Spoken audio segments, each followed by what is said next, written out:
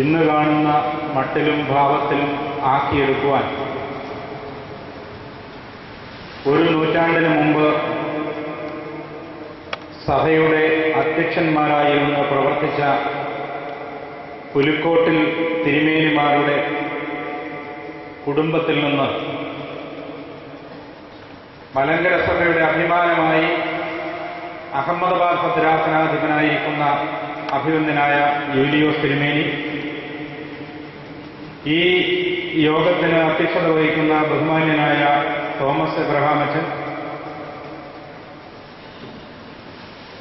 അൽമായ വേദിയുടെ ഭാരവാഹികളായ Shri K V Abraham Koduvath, Shri Thomas Chandy, Shri Philipose Pottakkavel അവറുകൾ, ഇവിടെ സന്നിഹിതരായിരിക്കുന്ന പ്രിയപ്പെട്ട സഹോദരി സഹോദരങ്ങളെ, ഒരു കാലത്ത് എന്നെ ഏറ്റവും കൂടുതൽ വിമർശിച്ച ഒരു പത്രമായിരുന്നു അൽമായ വേദി. അൽമായ വേദിയുടെ ആളുകളും പലപ്പോഴായി എന്നെ നേരിക്കണ്ട് സംസാരിക്കുകയും ഒക്കെ ചെയ്തിട്ടുണ്ട്. ഒരിക്കൽ ദേവലോകം ഓഫീസിൽ ഈ ഇരിക്കുന്ന Koduvath Shri K V Abraham അവർ അവിടെ എത്തി എന്നോട് ശണ്ട കൂടി. അവിടെയൊക്കെ ഞാൻ മനസ്സിലാക്കിയത്, സഭയെ ഇത്രയധികം സ്നേഹിക്കുന്ന, സഭയെ കരുതുന്ന ഒരു പറ്റം ആളുകളാണല്ലോ ഇതിന്റെ പിന്നിലുള്ളത്. പിന്നീട് പല കാര്യങ്ങളും ആശയവിനിമയം നടത്തി വന്നപ്പോൾ അവർക്ക് മനസ്സിലായി, ഈ സെക്രട്ടറി ഒരു കുഴപ്പക്കാരനൊന്നുമല്ല എന്ന് ശ്രീ കെ വി എബ്രഹാം ഉൾപ്പെടെയുള്ളവർക്ക് മനസ്സിലായി പിന്നീട്. പക്ഷെ ഞാൻ എപ്പോഴും വിലമതിക്കുന്നത്, ആര് എവിടെ എന്ത് തെറ്റ് ചെയ്താലും വിമർശിക്കാനുള്ള നിങ്ങളുടെ കഴിവിനെയാണ്. ഇപ്പോഴും പലപ്പോഴായി ഒരു വാർത്ത ഇറങ്ങിയപ്പോൾ എന്നെ ആദ്യം വിളിച്ച് ചോദിച്ചു. അത് ചോദിക്കാനുള്ള ഒരു മര്യാദ, എന്റെ ഭാഗത്ത് തെറ്റുണ്ടെങ്കിൽ എനിക്കെതിരെ എഴുതുന്നതിനാണ് എന്നെനിക്ക് ബോധ്യമായി. ഏതായാലും നിങ്ങളുടെ പ്രവർത്തനങ്ങളെ ഞാൻ നന്ദിയോടെ സ്മരിക്കുകയും എല്ലാവിധമായ ഭാവുകങ്ങളും നിങ്ങൾക്ക് നേരുകയും ചെയ്യുന്നു. മലങ്കര വർഗീസ് ചേട്ടനെ അനുസ്മരിക്കുന്നതിനു വേണ്ടി നമ്മൾ ഇന്ന് ഈ സമ്മേളനം വിളിച്ചു ചേർത്തപ്പോൾ, ഒരു വർഷം മുൻപ് ഇതുപോലെ ഒരു സമ്മേളനത്തിൽ ഞാൻ ഇവിടെ വന്ന് പ്രസംഗിച്ചത് ഓർക്കുകയാണ്. വടക്കുള്ള ഒരാളാണല്ലോ, കാലങ്ങൾക്ക് മുമ്പേ നടന്നതാണല്ലോ എന്ന് കരുതി നിങ്ങൾ പിന്മാറിയില്ല. വളരെ ശക്തമായി മലങ്കര സഭയുടെ ആ അരുമ സന്താനത്തിന്റെ കൊലയാളികളെ കണ്ടുപിടിക്കുന്നതിനു വേണ്ടി വളരെ ശക്തമായി നിലയുറപ്പിക്കുവാൻ, പോരാടുവാൻ നിങ്ങൾക്ക് സാധിക്കുന്നുണ്ട്. ആ കാര്യത്തെയും നിങ്ങളെ പ്രത്യേകമായി ഈ സമയം ശ്ലാഘിക്കുകയാണ്. വർഗീസ് ചേട്ടന്റെ പ്രവർത്തനങ്ങൾ മലങ്കര സഭയുടെ വടക്കൻ മേഖലകളിൽ ഒരു വലിയ ഉത്തേജനം ഉണ്ടാക്കിയ ഒന്നായിരുന്നു. മലങ്കര വർഗീസ് ചേട്ടൻ 2002 ഡിസംബർ മാസത്തിൽ കൊല ചെയ്യപ്പെടുമ്പോൾ അന്ന് സഭാ മാനേജിംഗ് കമ്മിറ്റിയിൽ ഒരു അംഗമായിരുന്നു ഞാൻ. പ്രതികൾ ആരൊക്കെ എന്ന് പോലീസ് അന്വേഷിച്ചപ്പോൾ ആദ്യത്തെ ദിവസം തന്നെ പോലീസിന് ബോധ്യമാവുകയും ചെയ്തു. അന്ന് ചുമതലയിലുണ്ടായിരുന്ന ഡിവൈഎസ്പി, SP റാങ്കിലുള്ള ആളുകളൊക്കെ പ്രതികൾ ആരാണ് എന്ന് പുറത്ത് പലരോടും സംസാരിച്ചിട്ടുമുണ്ട്. പക്ഷെ പിന്നീട് ചില ഇടപെടലുകളൊക്കെ ഉണ്ടായി, പ്രതികൾ രക്ഷപ്പെട്ടു. 2007 കോടതി ഉത്തരവിനെ തുടർന്ന് CBI അന്വേഷണം ഏറ്റെടുത്തപ്പോൾ നമ്മൾ കരുതി ഇപ്പോൾ പ്രതികളെയൊക്കെ പിടിക്കും എന്ന്. പക്ഷേ പ്രതികളെ പിടിക്കുവാൻ, യഥാർത്ഥ ആളുകളെ കണ്ടെത്തുവാൻ അന്വേഷണ ഏജൻസിക്ക് സാധിച്ചില്ല എന്നുള്ളത് ഒരു പരമാർത്ഥം.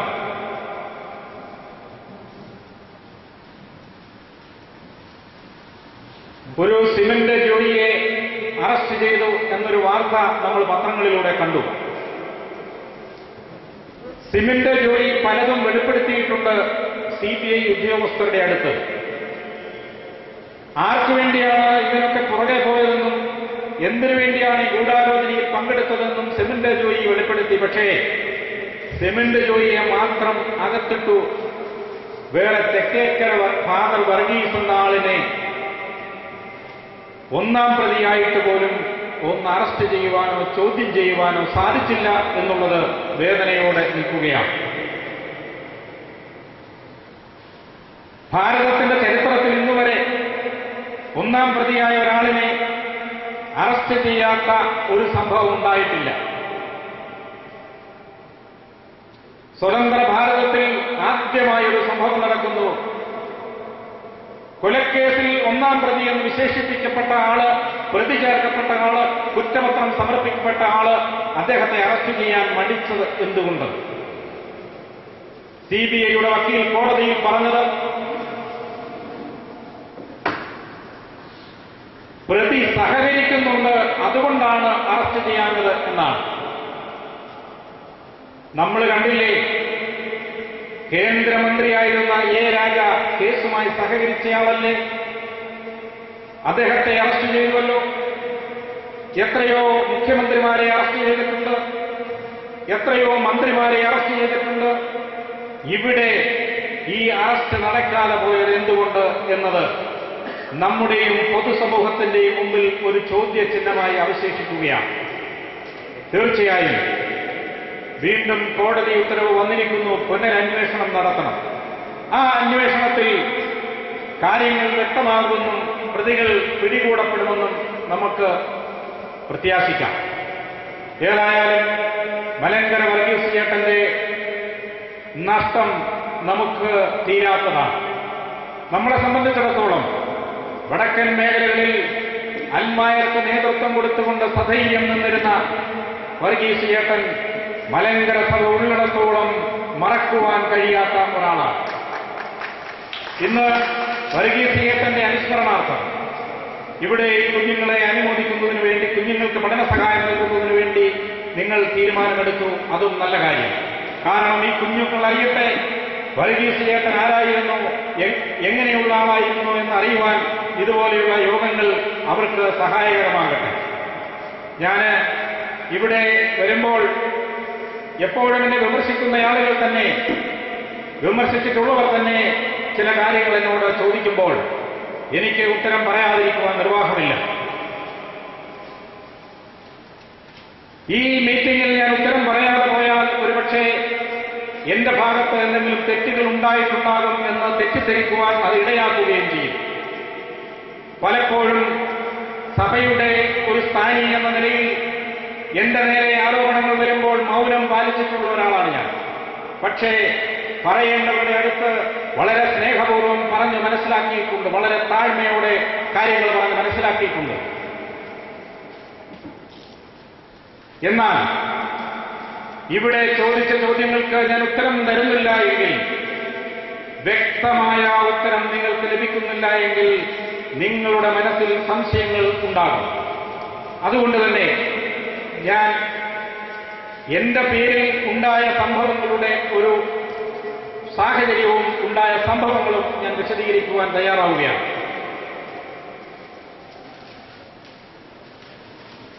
മലങ്കര അസോസിയേഷൻ സെക്രട്ടറിയായി 2007 മെയ് മാസം 2-ാം തീയതി തെരഞ്ഞെടുക്കപ്പെട്ടു.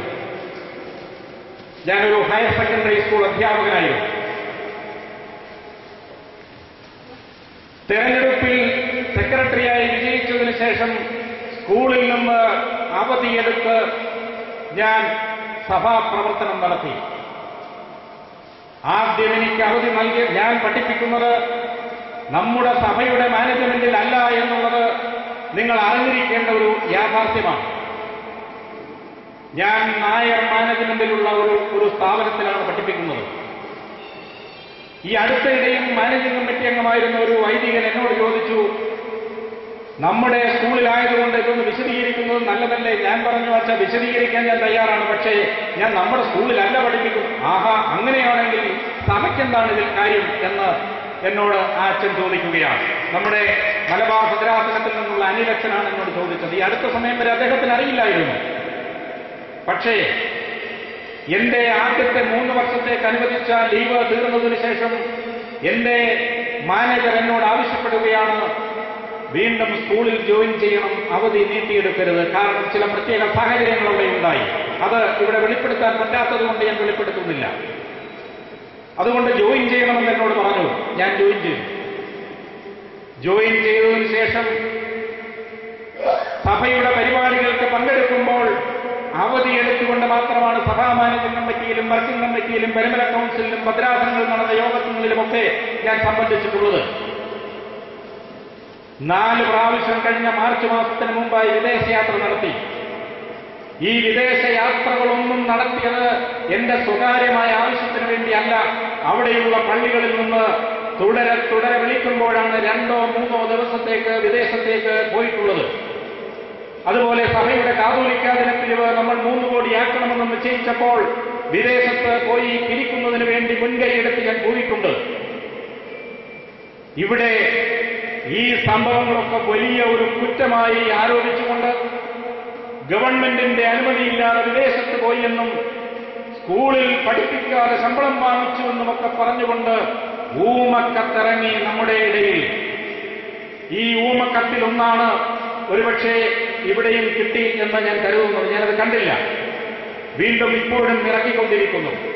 പേര് വെക്കാതെ ഊമക്കത്തുകൾ പ്രചരിപ്പിച്ചപ്പോൾ എനിക്ക് അതിയായ വേദനയുണ്ടായി. കാരണം സർക്കാരിനെ വഞ്ചിച്ച് ലക്ഷങ്ങൾ ഉണ്ടാക്കിയെന്ന് പറയുമ്പോൾ സഭാപ്രവർത്തനം നടത്തി നഷ്ടങ്ങൾ മാത്രം ബാക്കിയായി എനിക്ക് പണം ആരുടെയും കയ്യിൽ നിന്ന് 1 പൈസ പോലും വാങ്ങിച്ചിട്ടില്ലാത്ത ഞാൻ സർക്കാരിനെ വഞ്ചിച്ചു എന്ന് പറയുമ്പോൾ എനിക്കത് വേദനയുണ്ടാക്കുന്ന ഒന്നാണ്. ഞാൻ രാജിവെക്കാൻ സന്നദ്ധത കാണിച്ചപ്പോൾ അഭിവന്ദ്യനായ പുലിക്കോട്ടിൽ തിരുമേനി ഉൾപ്പെടെ നമ്മുടെ സഭയിലെ തിരുമേനിമാർ എന്നോട് പറഞ്ഞു, ഇതൊന്നും കണ്ട് പതറരുത്, ശക്തമായി നിൽക്കണം എന്നോട് പറഞ്ഞു. രാജിക്കത്ത് ഞാൻ കൈകൊണ്ടെഴുതി. രാജിക്കത്ത് സമർപ്പിക്കുന്നതിന് ഞാൻ തയ്യാറായി. പക്ഷേ അന്ന് എനിക്കൊരു ദൃഢനിശ്ചയമുണ്ടായിരുന്നു. അത് ഞാൻ എല്ലാവരോടും പറഞ്ഞതാണ്. സെക്രട്ടറി ആയിരിക്കുന്ന ജോർജ് ജോസഫിനേക്കാൾ ശക്തനായിരിക്കും സെക്രട്ടറി അല്ലാതെ പുറത്തു വരുന്ന ജോർജ് ജോസഫ് എന്ന് എല്ലാവരോടും പറഞ്ഞു. എന്തെന്നറിയുമോ ഇനി ഉണ്ടായ സാഹചര്യം? എപ്പോഴും എല്ലായ്പ്പോഴും അഴിമതിക്കെതിരെ നിലകൊണ്ടിട്ടുള്ള ഒരാളാണ് ഞാൻ. അഴിമതിക്കെതിരെ ശക്തമായ നിലപാടുകൾ എടുത്തിട്ടുണ്ട് ഞാൻ. നമ്മുടെ സഭാവക സ്കൂളുകളുണ്ടല്ലോ, ആ സ്കൂളുകളുടെ നടത്തിപ്പ് സംബന്ധിച്ച് ഒട്ടനവധി ആരോപണങ്ങൾ എല്ലാ മേഖലയിൽ നിന്നും ഉയർന്നപ്പോൾ ഫെബ്രുവരി മാസം 8-ാം തീയതി കൂടിയ സ്കൂൾ ഗവേണിംഗ് ബോർഡിൽ 2 നിയമനം ഹയർ സെക്കൻഡറി സ്കൂളിലേക്ക് നടത്തിയത് ഞാൻ ചൂണ്ടിക്കാണിച്ചു. പരിശുദ്ധ ബാവാതിരുമേനിയുടെ അധ്യക്ഷതയിൽ അഭിവന്ദ്യനായ ഇടുക്കി ഭദ്രാസനാധിപൻ സ്കൂൾ മാനേജർ കൂടിയ തേവദോസ് തിരുമേനിയുടെ സാന്നിധ്യത്തിൽ സ്കൂൾ ഗവേണിംഗ് ബോർഡ് കൂടുമ്പോൾ ഞാൻ ഈ ബോർഡിൽ ഇത് ചൂണ്ടിക്കാണിച്ചപ്പോഴാണ് സ്കൂൾ ഗവേണിംഗ് ബോഡി അംഗങ്ങളായ മറ്റുള്ളവർ അറിയുന്നത് ഇത്തരത്തിൽ 2 നിയമനങ്ങൾ നടന്നു എന്നുള്ളത്. ആരെങ്കിലും സഹിക്കുമോ? ഞാൻ പറഞ്ഞു, ഇത് നടത്തിയതാര്? ഇത് കണ്ടുപിടിച്ചേ മതിയാവൂ. എങ്ങനെ ഇവർക്ക് നിയമനം കിട്ടി? കാരണം നമ്മുടെ സഭയിലെ ഇന്റർവ്യൂവിനൊക്കെ പോയി പല ആളുകളും നിൽക്കുകയാണ്. ഹയർ സെക്കൻഡറിയിലേക്ക് അപ്പോയിന്റ്മെന്റ് നടത്തണമെങ്കിൽ ആ അപ്പോയിന്റ്മെന്റ് നടത്തുന്നതിനുള്ള ഇന്റർവ്യൂ നടത്തിയാൽ ആ ഇന്റർവ്യൂവിന്റെ വാലിഡിറ്റി 1 വർഷത്തേക്കാണ്. ഗവൺമെന്റ് നോമിനിയും വന്നു വേണം ഇന്റർവ്യൂ നടത്താൻ. ഇതെല്ലാം അവിടെ വിശദമായി ചർച്ച ചെയ്യപ്പെട്ട് കഴിഞ്ഞപ്പോൾ ഞാൻ പറഞ്ഞു, ഏതായാലും 24 വർഷത്തെ സർവീസുള്ള അച്ഛൻ ഇവിടെ നിന്നൊന്ന് മാറണമെനി. കാരണം കുറെ കാലമായി ഇതൊക്കെ കേൾക്കാൻ തുടങ്ങിയിട്ട് മാറിയേ മതിയാകൂ. അതുപോലെ അദ്ദേഹത്തോടൊപ്പം സ്കൂൾ ഗവേണിംഗ് ബോർഡ് സെക്രട്ടറി ആയിരിക്കുന്ന ആളും മാറണം എന്ന് പറഞ്ഞു. ബോർഡ് തീരുമാനമെടുത്തു. മാർച്ച് 31 അവരുടെ കാലാവധി അവസാനിപ്പിച്ചു. പുറത്തിറങ്ങി 2 പേരും കാലാവധി സ്വയം അവസാനിപ്പിച്ചു. കാരണം ഇനി തുടരാൻ പറ്റുകയെന്ന് മനസ്സിലായല്ലോ. ജോൺസൺ എന്ന ഒരു അധ്യാപകൻ നമ്മുടെ കിഴവള്ളൂർ സെന്റ് ജോർജ് ഹൈസ്കൂളിൽ പഠിപ്പിക്കുന്നുണ്ട്. മാർച്ച് മാസം 31-ാം തീയതി ഞാൻ എന്റെ സ്കൂളിൽ ഇരിക്കുമ്പോൾ ജോൺസൺ എന്റെ ഓഫീസിന് മുമ്പിലൂടെ നടന്നു പോകുന്നു. ജോൺസൺ കയറി ചെന്ന് പ്രിൻസിപ്പലിന്റെ അടുത്ത്, എന്റെ സ്കൂളിൽ ഹയർ സെക്കൻഡറി സ്കൂളിൽ പ്രിൻസിപ്പലിന്റെ അടുത്ത് വിവരാവകാശ നിയമം വെച്ച് ചോദ്യം ചോദിച്ചു.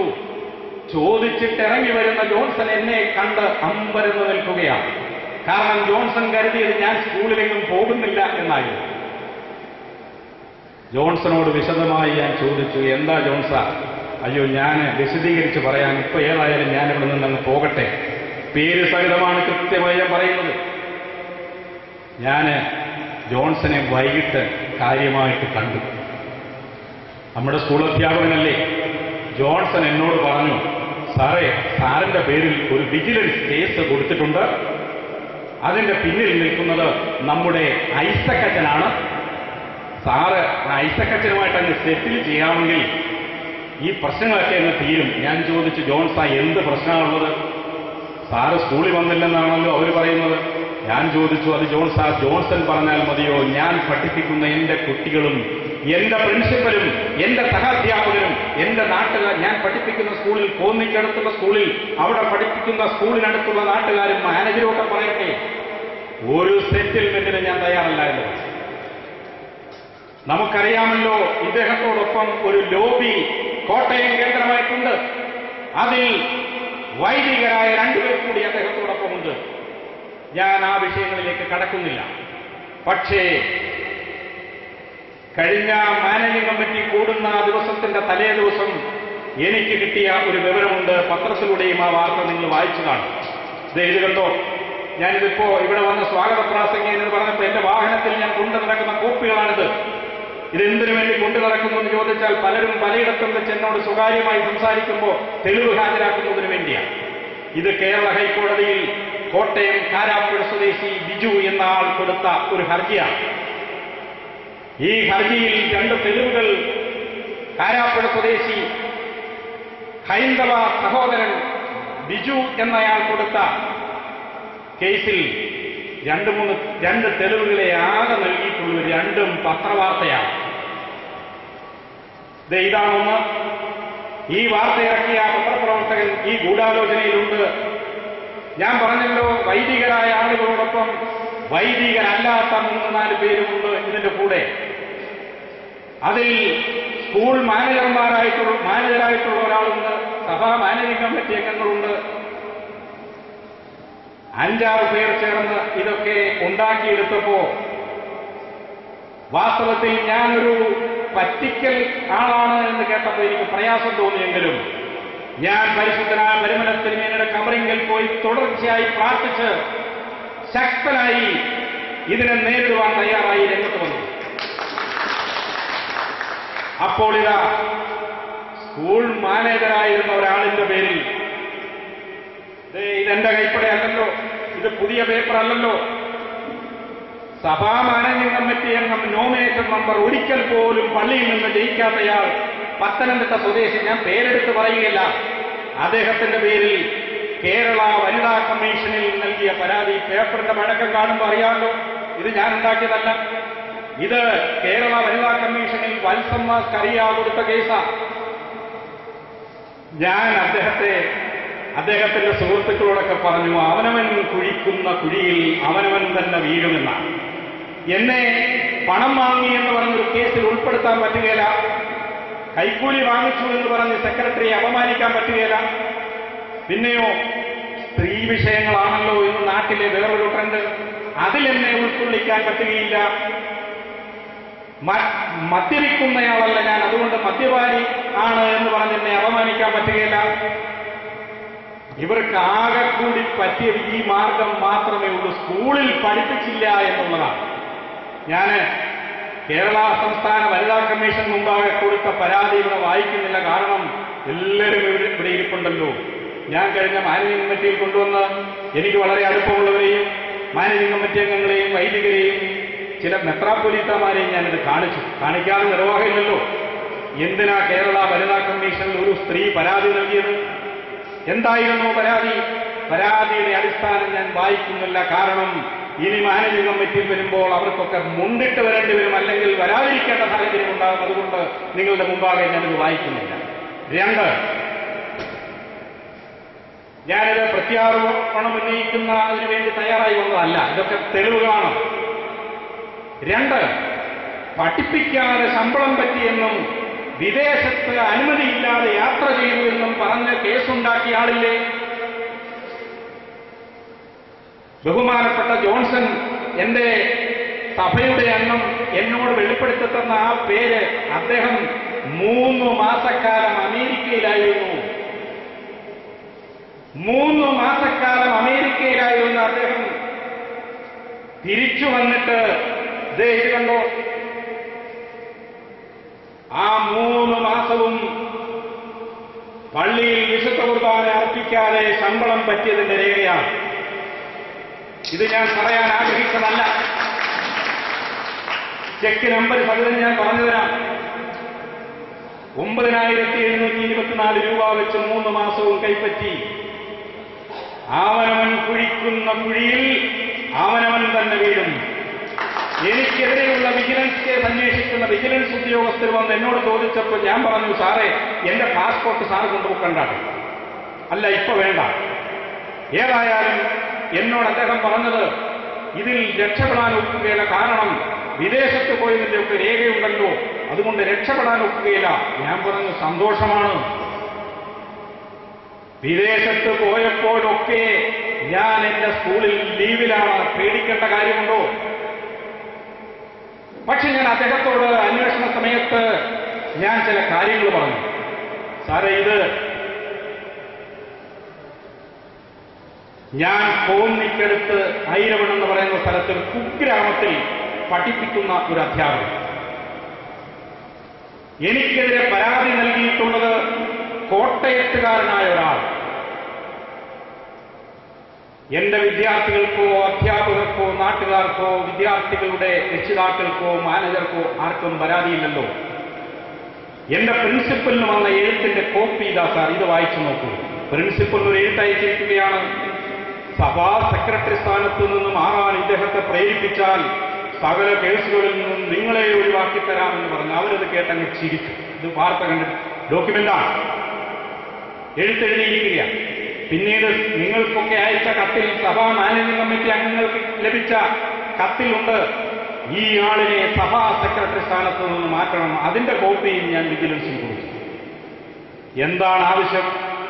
ഞാൻ ചോദിച്ചു, ഒരു സ്കൂളിൽ നല്ലതുപോലെ പഠിപ്പിച്ചില്ലെങ്കിൽ ഒന്നുകിൽ ഈ ഹർജിക്കാരൻ ആവശ്യപ്പെടാം, ഇനി മേലാൽ നല്ലതുപോലെ പഠിപ്പിക്കണം.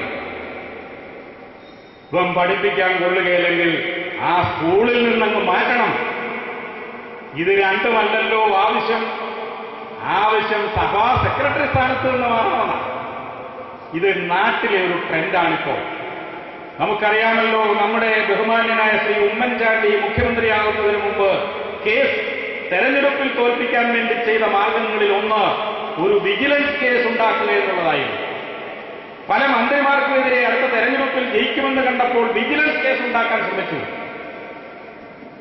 ഞാനും അടുത്ത തെരഞ്ഞെടുപ്പിലെങ്ങാനും മത്സരിക്കുമോ എന്ന് ഭയന്ന്, പൊതു തെരഞ്ഞെടുപ്പിൽ അത് അധികം നേരത്തെ പറഞ്ഞിട്ടുണ്ട്. ഇവിടെ അൽമായയുടെ യോഗത്തിൽ തന്നെ ഞാൻ പറഞ്ഞിട്ടുണ്ട്, ഒരു പൊതു തെരഞ്ഞെടുപ്പിലേക്ക് സഭയുടെ സെക്രട്ടറി ഇല്ല, മറിച്ച് സഭയുടെ തെരഞ്ഞെടുപ്പിൽ ചിലപ്പോൾ മത്സരിക്കുമോ എന്നുള്ളത് കൊണ്ട് എനിക്കെതിരെ ഉണ്ടാക്കുന്ന ആരോപണമാണ് എന്ന് ബോധ്യപ്പെടുത്തി കൊടുക്കുവാൻ എനിക്ക് സാധിച്ചിട്ടുണ്ട്. ഞാൻ ഇത്രയും പറയാതിരുന്നാൽ നിങ്ങൾക്ക്, ഞാൻ ഇത്രയും നാളത് വളരെ രഹസ്യമാക്കി വെച്ചതാണ്. ഇത്രയൊന്നും ഞാൻ തുറന്ന് ആരോടും പറഞ്ഞിട്ടില്ല, സ്വകാര്യ സംഭാഷണത്തിലല്ലാതെ ഞാൻ പറഞ്ഞിട്ടില്ല. എനിക്ക് കൈക്കൂലി വാങ്ങി പരിചയമില്ല. DD ആയിട്ടും ഞാൻ കൈക്കൂലി വാങ്ങിയിട്ടില്ല, DD അല്ലാതെ വാങ്ങിയിട്ടില്ല. DD ആയിട്ടൊക്കെ കൈക്കൂലി വാങ്ങിയത് ആര് എന്നുള്ളത് നമുക്കെല്ലാം അറിയാമല്ലോ. ആരെന്ന് പറഞ്ഞാൽ പിന്നെ അത് പ്രശ്നമല്ല, ആരെന്ന് പറയുന്നില്ല, അടയാളങ്ങൾ മാത്രമേ പറഞ്ഞു വരുള്ളൂ. എന്റെ ജ്യേഷ്ഠൻ പാത്രിയർക്കീസല്ല, എന്റെ അനുജൻ പാത്രിയർക്കീസല്ല, എന്റെ ഭാര്യ ഭർത്താവല്ല. എനിക്ക് മാസം 35,000 രൂപ ശമ്പളവും അതിന്റെ കൂടി 25,000 രൂപയും ഞാൻ വാങ്ങുന്നില്ല. പറഞ്ഞതൊക്കെ മനസ്സിലായല്ലോ ആരാണ് ഇതിന്റെ പിന്നിലെന്ന്.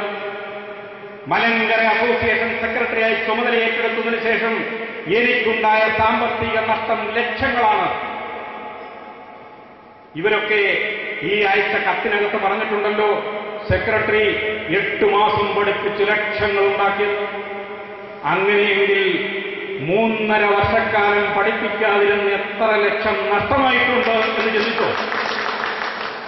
കുറഞ്ഞത് 2,500-ലധികം യോഗങ്ങളിൽ ഞാൻ പ്രസംഗിച്ചിട്ടുണ്ട്.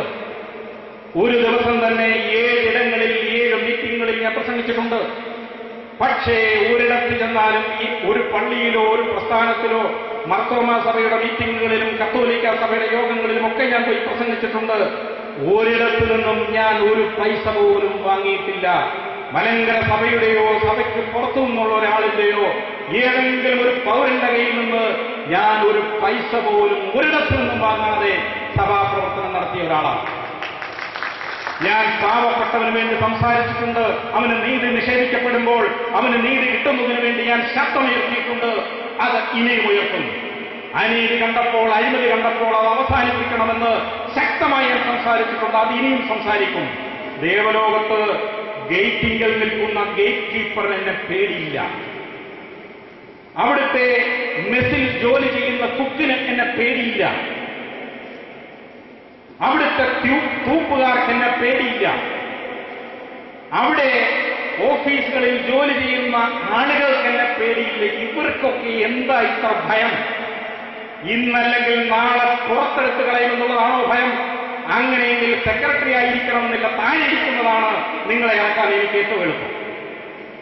അതുകൊണ്ട് ഇത്തരത്തിലുള്ള ആരോപണങ്ങൾ വിലപ്പോകില്ല എന്ന് പറയുവാനും, കഴിഞ്ഞ ഒരു ദിവസം ഞാൻ ഇതിൽ ഒരാളിനെ കണ്ടു പറഞ്ഞു. അതിനിടയിൽ ഇവരൊക്കെ പറഞ്ഞുണ്ടാക്കി.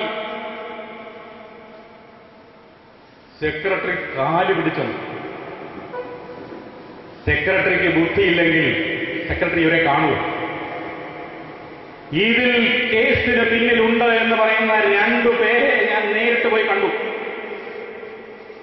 ഞാൻ കണ്ടു പറഞ്ഞത്, നിങ്ങൾ വിജിലൻസിലല്ല CBIയെ കൊണ്ട് വേണമെങ്കിൽ ഇത് അന്വേഷിപ്പിച്ചു.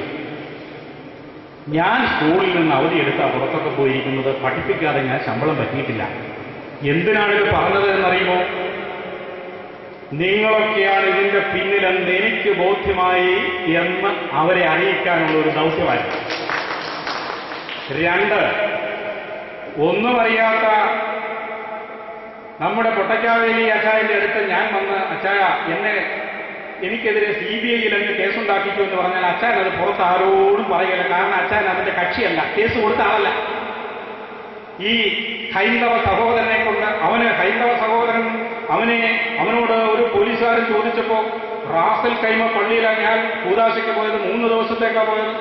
റാസൽ കൈമയെന്ന് അവന് പറയാൻ അറിയത്തില്ല. അവൻ പറഞ്ഞത് റാസ്കൽ കൈമയെന്നാണ് പറഞ്ഞത്. അത്രമാത്രം ഗൗരവമുണ്ട് അവൻ. ഈ പാവത്തിന്റെ തലയിൽ ഇതെല്ലാം കെട്ടിവെപ്പിച്ചു. കാരണം ഇംഗ്ലീഷിലാണല്ലോ ഇത് തയ്യാറാക്കിയത്. അവർ ഇംഗ്ലീഷ് എഴുതാനും വായിക്കാൻ അറിയില്ല. മല്ലപ്പള്ളിക്കാരൻ ഒരു വക്കീല, കോശി ജോർജ്. മല്ലപ്പള്ളിക്കാരൻ വക്കീൽ തന്നെ എങ്ങനെ വന്നുവെന്ന് നമുക്ക് അനുമാനിക്കാം. ഇവിടെ പലതരത്തിലുള്ള ശത്രുക്കൾ എനിക്കെതിരെ കൂട്ടം കൂടിയത് എന്തിനു വേണ്ടിയാ? ഞാൻ ഇവരെ കണ്ടിട്ട് പറഞ്ഞത് എന്തിനാണെന്നറിയുമോ? ഇവർ ഈ വാർത്ത പുറത്തുവിടുന്നുണ്ട് എങ്കിൽ ഇവർ തന്നെയാണ് ഇതിന്റെ പിന്നിലെന്ന് ഞാൻ സ്ഥിരീകരിക്കാൻ വേണ്ടിയാണ്.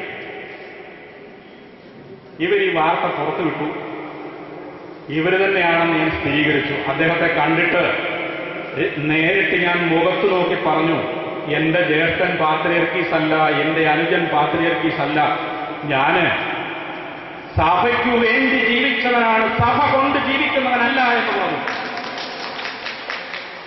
പിന്നെ അദ്ദേഹത്തോടൊരു കാര്യം കൂടി പറഞ്ഞു. ഞായറാഴ്ച രാവിലെ 9:45 മണിയാകുമ്പോ പടിഞ്ഞാറോട്ട് തിരിഞ്ഞു നിന്നുകൊണ്ട് സമാധാനത്താലെ പോവുക എന്ന് പറഞ്ഞിട്ട് പിറ്റേ ഞായറാഴ്ച രാവിലെ 7 വരെ മനുഷ്യന്റെ സമാധാനം കെടുക്കുന്ന നിങ്ങളൊക്കെ ഈ സഭയ്ക്കൊരു ഭാരമാണ്. ഇത് പറയാതിരിക്കാൻ നിർവാഹമില്ല. ഇത്രയും ഞാൻ പറഞ്ഞില്ല എങ്കിൽ എന്റെ ഹൃദയവേദന ഇവിടെ നിന്ന് പോകുമ്പോൾ വന്നതിലും ഇരട്ടിയായിരിക്കും. അതുകൊണ്ട് ഞാൻ പറഞ്ഞു പോകുക. ആദ്യമൊക്കെ ഞാൻ പറഞ്ഞില്ലേ, രാജിവെച്ച് മാറാമെന്ന് പറഞ്ഞത് എന്റെ സഭയുടെ മുഖം രക്ഷിക്കുന്നതിന് വേണ്ടി, സഭയുടെ പ്രതിച്ഛായയ്ക്ക് കോട്ടം തട്ടരുത് എന്നുള്ളതുകൊണ്ട്. ഇതിൽ ഒരു കക്ഷി കൂടി പങ്കാളിയാണ്. ഞാൻ പറഞ്ഞല്ലോ, ഒരു പത്രപ്രവർത്തകൻ കൂടി ഇതിനകത്ത് ഈ ഗൂഢാലോചനയിലുണ്ട്. ആ പത്രപ്രവർത്തകൻ 2009 മെയ് മാസത്തിൽ 22-ാം തീയതി എനിക്കെതിരെ ഒരു വാർത്ത വിശാലമായിട്ട് എഴുതി. മാനേജിംഗ് കമ്മിറ്റിയിൽ നടക്കാത്ത, ഒരു പത്രത്തിലും വരാത്തൊരു വാർത്ത ഒരു ഇംഗ്ലീഷ് പേപ്പറിൽ വ്യക്തമായിട്ട് എഴുതി വന്നു. അന്നും അതിന്റെ പിന്നിൽ പ്രവർത്തിച്ചത് ആര് എന്ന് എനിക്കറിയാം. ഞാൻ അന്നും മറുപടി പറയാൻ പോയില്ല. ഞാൻ ഇത്രയുമൊക്കെ പറഞ്ഞ് നിങ്ങളുടെ സമയം കൂടുതൽ കവർന്നെടുത്തു എന്നെനിക്കറിയാം. പക്ഷേ നിങ്ങൾ അറിയേണ്ട കാര്യമായിരുന്നു എന്നുള്ളതുകൊണ്ട് മാത്രം പറഞ്ഞുപോയതാണ്. ആരൊക്കെയാണ് ഇതിന്റെ പിന്നിലെന്നും ഉദ്ദേശങ്ങൾ എന്തൊക്കെയാണെന്നും അറിയാം. പക്ഷേ ദൈവം തമ്പുരാൻ നയിക്കുന്ന, പരിശുദ്ധാത്മാവ് നയിക്കുന്ന ഈ സഭയ്ക്ക് ഇതുപോലുള്ള ശക്തികളുടെ യാതൊരു ആക്രമണവും മരിക്കുകയില്ല എന്ന് ഉറച്ചു വിശ്വസിക്കുന്നവനാണ് ഞാൻ. അതുകൊണ്ടാണ് പരുമലയിൽ പോയി തുടർച്ചയായി എല്ലാ ദിവസവും വൈകിട്ട് പ്രാർത്ഥിച്ച്. കാരണം ഞാൻ സഭാപ്രവർത്തനത്തിന് ഇറങ്ങുമ്പോൾ എനിക്ക് എന്റെ കൂടെ ഇറങ്ങാൻ എന്റെ വീട്ടിൽ നിന്ന് ആളില്ല. എന്റെ 3 സഹോദരിമാർ, എനിക്ക് ജ്യേഷ്ഠനോ അനുജനോ എന്റെ കൂടെ ഇതുപോലൊരു പ്രശ്നമുണ്ടാകുമ്പോൾ ഇറങ്ങി വരാനില്ല. ഞാൻ എന്റെ പ്രയാസങ്ങൾ ഇറക്കി വെക്കുന്നത് ദൈവസന്നിധിയിൽ പരുമലത്തിൽ നിങ്ങളുടെ കബറിങ്കിൽ പോയി ഞാൻ ഇറക്കി വെച്ചു. ഞാൻ എന്റെ പ്രയാസങ്ങൾ ഇറക്കി വെച്ചപ്പോൾ ശക്തമായ കരങ്ങൾ എന്റെ മേൽ ആവശിച്ച് എന്നെ ശക്തനാക്കി. എന്റെ പ്രിയപ്പെട്ടവരെ, ഇവിടെ ഞാനിത് പറയാതെ ഇരുന്നാൽ പ്രയാസം പറഞ്ഞുപോയാൽ ചിലർക്ക് കൊള്ളും. അതുകൊണ്ട് പറഞ്ഞുപോയതിൽ എനിക്ക് അല്പവിഷമമുണ്ട്, ചിലരുടെയൊക്കെ ദേഹത്ത് കൊണ്ടു എന്നുള്ളത് കൊണ്ട്. പക്ഷേ പറയാതിരുന്നാൽ വീണ്ടും വീണ്ടും ഇതെന്നെ അലട്ടിക്കൊണ്ടിരിക്കുമെന്നുള്ളത് കൊണ്ട് പറഞ്ഞുപോയി. എന്റെ വാക്കുകളെ ഞാൻ ദീർഘിപ്പിക്കുന്നില്ല. അൽമായ വേദി എന്നെ തെറ്റിദ്ധരിക്കരുത്. നിങ്ങൾ എന്ത് തെളിവുകൾ വേണമെങ്കിലും നിങ്ങൾക്ക് നൽകുവാൻ ഞാൻ തയ്യാറാണ്. അതല്ലെങ്കിൽ നിങ്ങൾ എല്ലാവരും കൂടി വന്ന് ഞാൻ പഠിപ്പിച്ച എന്റെ വിദ്യാർത്ഥികളെയും ഞാൻ ജോലി ചെയ്യുന്ന എന്റെ സ്ഥാപനത്തിലും ഒന്ന് കാണണം. കഴിഞ്ഞ ആഴ്ചയിൽ ഞാൻ 4 ദിവസം ലീവാണ്. അതിന് മുൻപത്തെ ആഴ്ചയിൽ ഞാൻ 5 ദിവസം ലീവ് എടുത്തിരിക്കുക. എന്റെ സ്കൂളിന്റെ മാനേജരെ കോട്ടയത്ത് നിന്ന് വിളിച്ചേക്കുന്ന സ്കൂളിലെ പിള്ളേർക്ക് മനസ്സിലാകുന്നില്ല. കേരളത്തിലെ മറ്റേതൊരു സ്കൂളിനേക്കാളും ഏറ്റവും കൂടുതൽ റിസൾട്ടുള്ള, ഹിസ്റ്ററിക്ക് റിസൾട്ടുള്ള ഒരു സ്കൂളാണ്. എന്റെ സ്കൂളിൽ ഞാൻ പഠിപ്പിക്കുന്നതാണ് മറ്റ് സ്ഥാപനങ്ങളെക്കാൾ മുൻപിൽ ഇപ്പോൾ. അതായത് ഈ ഓഗസ്റ്റ് മാസം തീരേണ്ടതൊക്കെ ഓഗസ്റ്റ് മാസം 30 ആകുന്നതിന് മുമ്പേ തീർത്തിരിക്കും. യാതൊരു പ്രശ്നവും അവിടില്ല. പിന്നെ വിദേശത്ത് പോയത് അനുമതി വാങ്ങാതെയാണ് പോയതെങ്കിൽ എന്റെ മാനേജറാണ് എന്റെ അപ്പോയിന്റിംഗ് അതോറിറ്റി. എനിക്ക് എന്റെ മാനേജരായ ശ്രീ രാഘവൻ പിള്ള അവர்கள் എനിക്ക് രേഖാമൂലം അനുമതി നൽകിയിട്ടുണ്ട്, എന്റെ അപ്പോയിന്റിംഗ് അതോറിറ്റി. അതുപോലെ നമ്മുടെ സഭാ മാനേജിംഗ് കമ്മിറ്റിയിൽ ഇരിക്കുന്ന 10-15 പേര് ഞാൻ പോയ കാലയളവിൽ വിദേശത്ത് പോയിട്ടുണ്ടേ. അവരൊക്കെ സഭയുടെ സ്ഥാപനത്തിലെ മാനേജർമാരിൽ നിന്നാണ് അനുമതി വാങ്ങിക്കൊണ്ട് പോയിരിക്കുന്നത്. എന്റെ മാനേജർ നായരായിപ്പോയി എന്നുള്ളതേ ഉള്ളൂ. മാനേജറുടെ റൈറ്റ് വെച്ചാണ് അദ്ദേഹം അനുമതി നൽകിയിരിക്കുന്നത്. എന്റെ വാക്കുകൾ ദീർഘിപ്പിക്കുന്നില്ല. എല്ലാവിധമായ ഭാവങ്ങളും നേർന്നുകൊണ്ട് എന്റെ വാക്കുകൾ നിർത്തുന്നു. നന്ദി, നമസ്കാരം.